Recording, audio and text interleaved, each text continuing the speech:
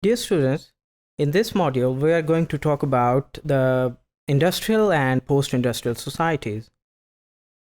We have already talked about the hunting and gathering societies as well as horticultural and pastoral societies. So human beings evolved from those simple societies to very complex societies.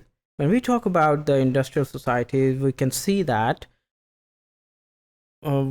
around us that due to the advancement of technology, we are living now in much more complex societies as compared to the previous societies. Our social organizations have been changed, our institutionalization have been changed, and our way of living, and as well as the dependency on different needs have entirely been changed. So these bases are can be in today's society, can be economic as well as the social organization. So in industrial societies, we can see that our economy is not only dependent on the food or the collection of food, as well as on the security and shelter, but much more than that. Now we can see that our economy can be dependent on different social organizations like education system, like media, like political system, as well as we have specialized economic institutions which are producing a lot more complex system of generating economy or this economic system for us as compared to previous societies. So the development of industrialization definitely began in Europe, where the complex technology emerged to produce much more than what we could consume. So the availability of resources and the conversion of those resources into commodities allowed us, the human beings, to convert them into the exchange value. And for that exchange value, we also developed a complex system of money economy. And that money economy allowed us to have accumulation of wealth in a much larger way that we could have been, we were not able to do that in our previous historical eras.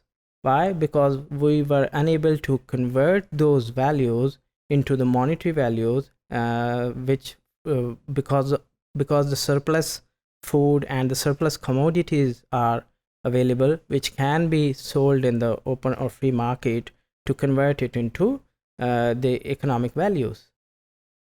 The social organizations also became highly distinguished and differentiated because we have now much more complex division of labor based on specialized tasks, and those specialized people are being trained in our educational institutions to produce or to have their specialty on their distinguished or distinctive tasks. For example, we can see that in today's societies, each factory can have a lot more specialist people to finish their product.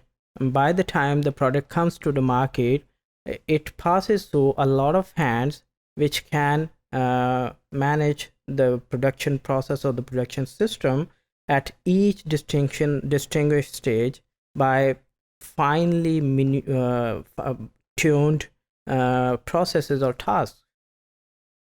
Like examples can be included the urban or suburban societies which are having a lot of factory areas in Pakistan. When we talk about the post-industrial societies, these societies are based highly on information technology, which is now available globally.